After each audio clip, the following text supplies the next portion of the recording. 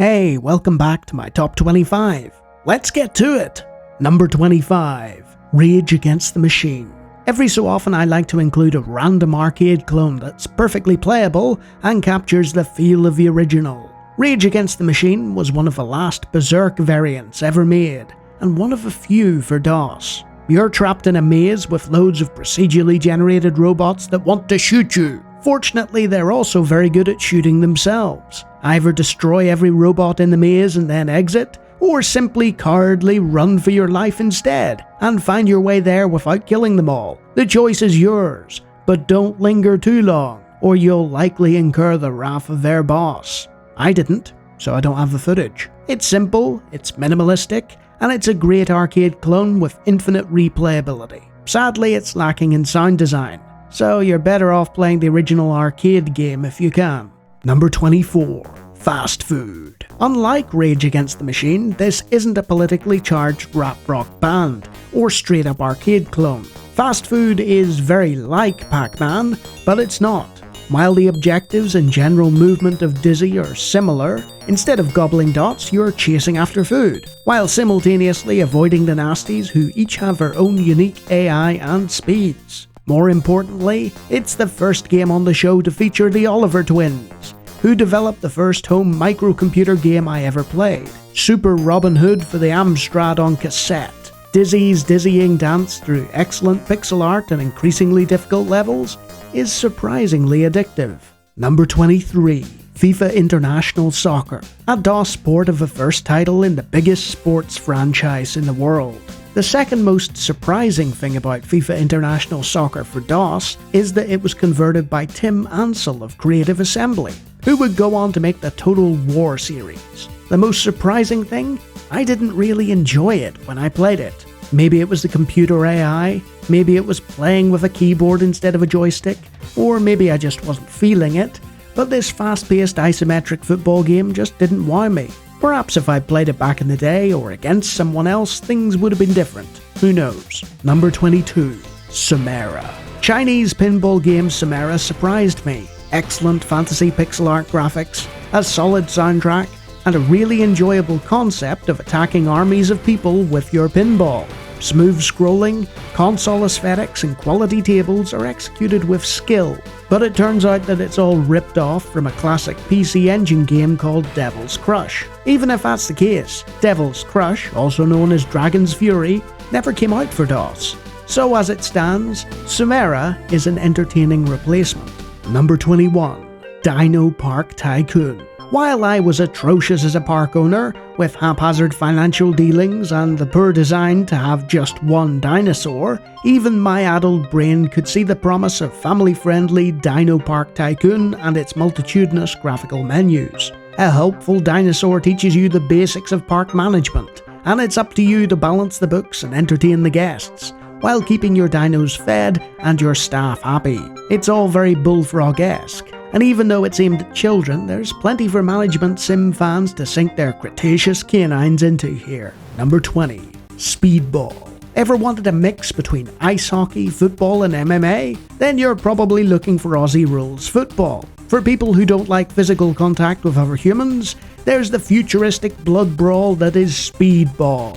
Fast-paced top-down action, the ability to bribe the ref and gain bonuses, player statistics and a season mode are all there. It's just a shame that the PC conversion isn't quite up to the quality of the Amiga original.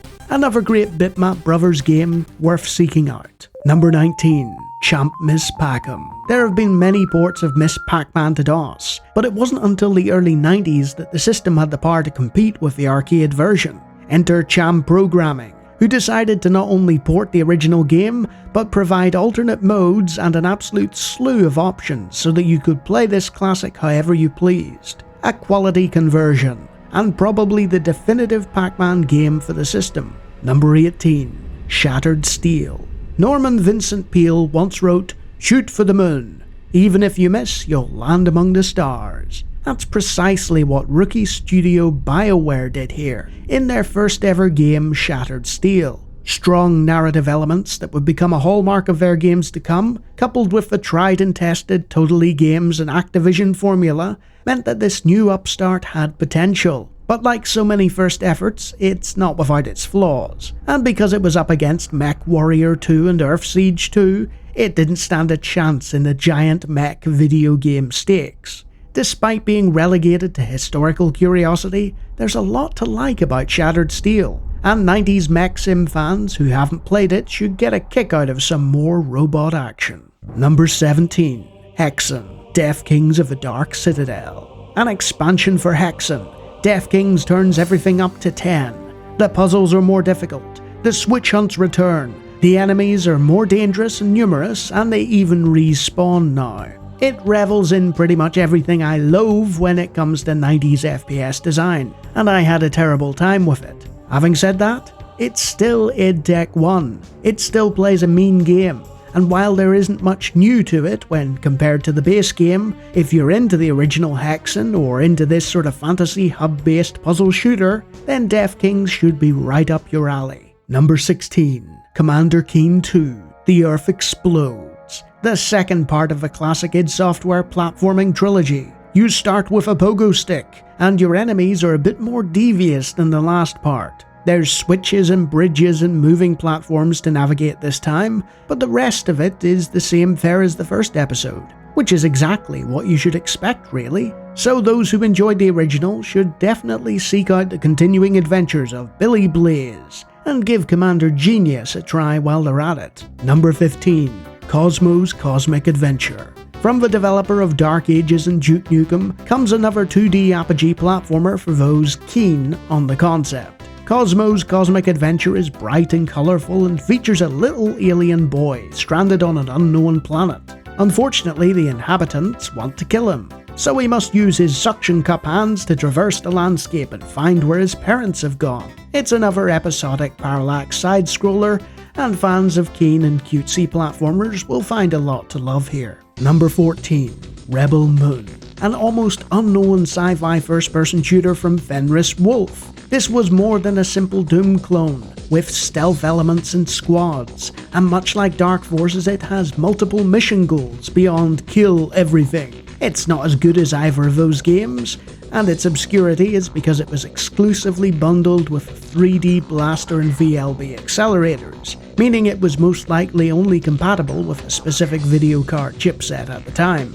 Rebel Moon has you rebelling on the moon, against the United Nations, as a member of the LDF, and much like Marathon, you have an allotted number of squad members on certain missions to back you up. An interesting concept and series that was completely wiped out by the appearance of Duke and Quake into the market. Number 13. Warlords II Deluxe. Are you a fan of King's Bounty, Heroes of Might and Magic and the like? Turn-based fantasy strategies with heroes guiding armies across a map?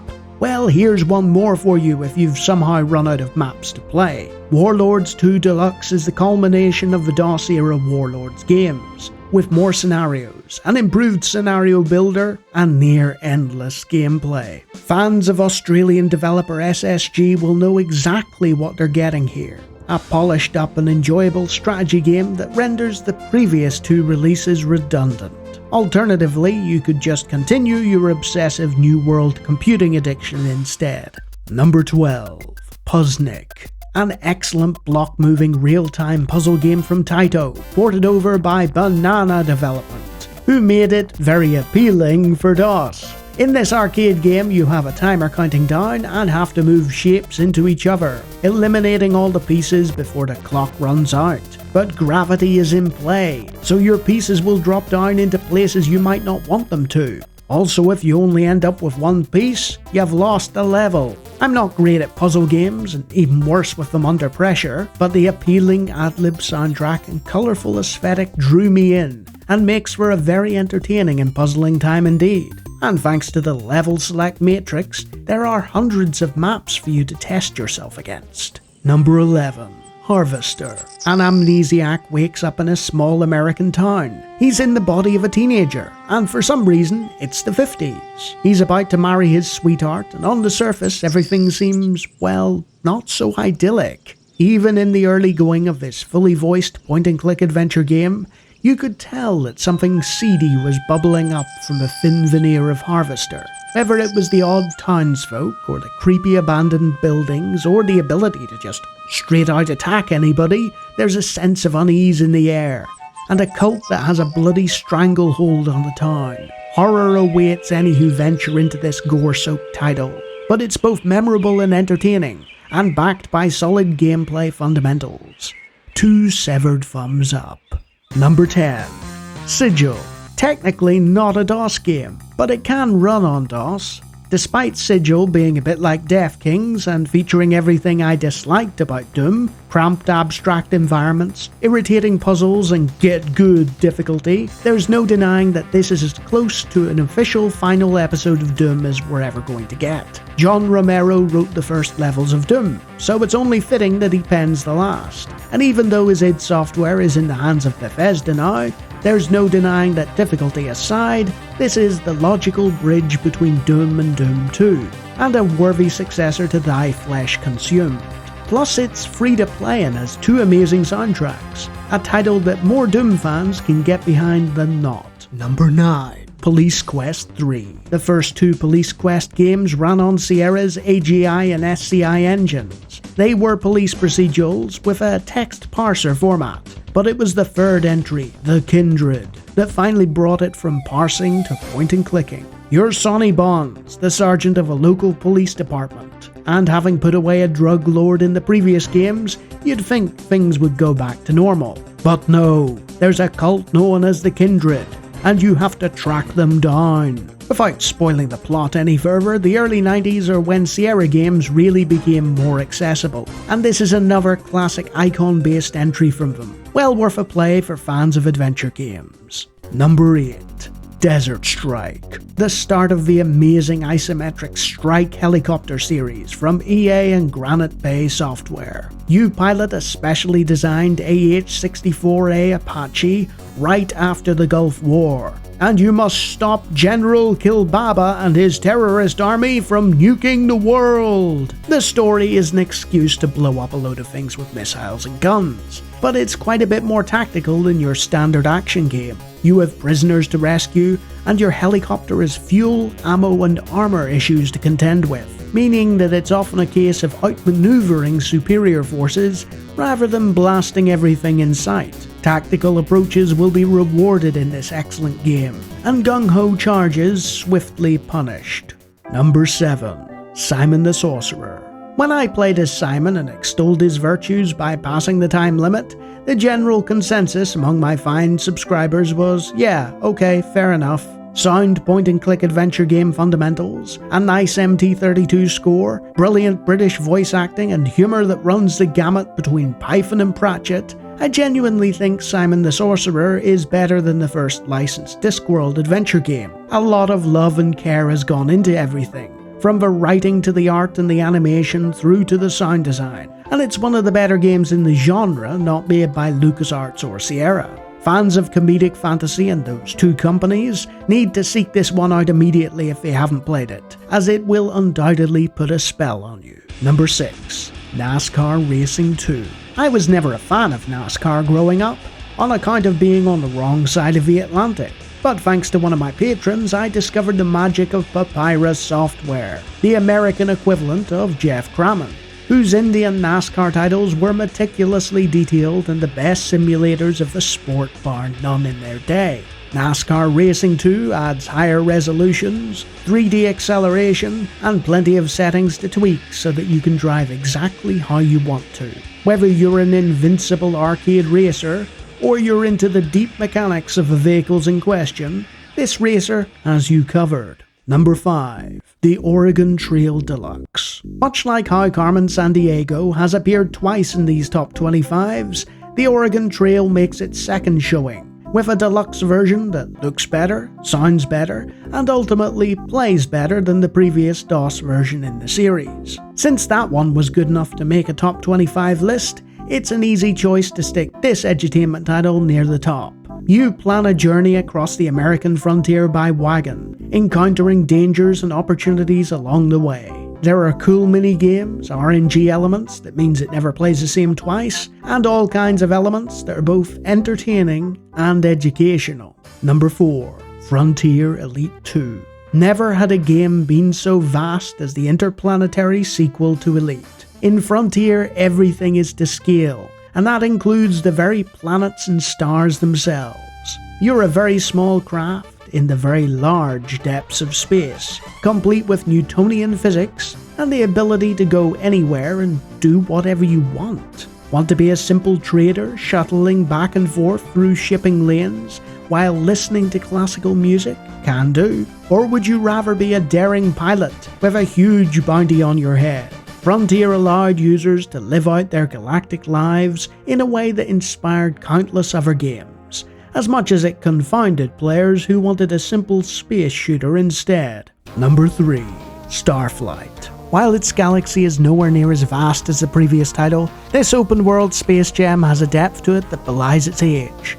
A running narrative about a galactic threat, an RPG element with crew training, and the scanning and traversal of planets in a vehicle that descends from your ship.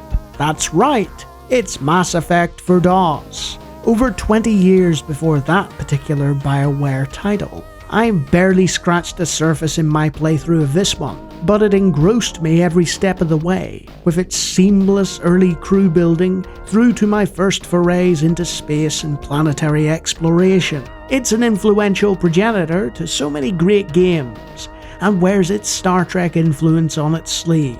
A wonderful space exploration title. Number 2. Might and Magic 4. Clouds of Zeen.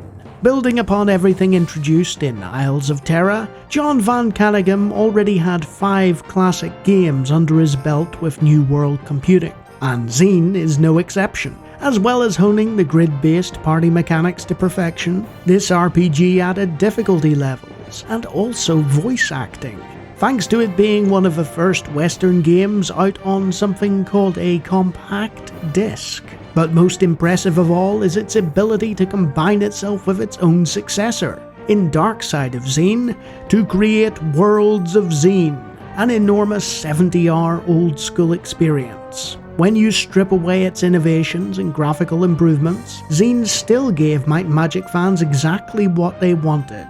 A well-crafted continuation of the accessible Blobber series that rewarded exploration, brain power, and the ability to grind out combat levels for hours on end until you're powerful enough to strafe across the world like an unstoppable juggernaut. Surely one of the best in class in its particular niche, and easily sliding into second place on this list, only to be bested by number 1, Star Wars TIE Fighter. What can I possibly say about this game that I haven't in dozens of other videos at this point? It's my favourite DOS game of all time, and one of my favourite games ever on any platform. It always will be my favourite for the system, and it's the best game I will ever play on the show. We've peaked. Just over 600 videos into the 7,200 part series, just under a tenth of the way through then, and honestly, my playthrough of this game was decidedly rusty. TIE Fighter is a narrative-heavy space combat simulator from LucasArts that takes place in the time around The Empire Strikes Back and Return of the Jedi from the original Star Wars trilogy. But from the viewpoint of the Empire, TIE Fighter was a life-changing experience back in the 90s, and continues to inspire and amaze people to this day thanks to the TIE Fighter Total Conversion. So if you somehow haven't played it yet, do yourself a favour and enter one of the greatest Star Wars stories ever told.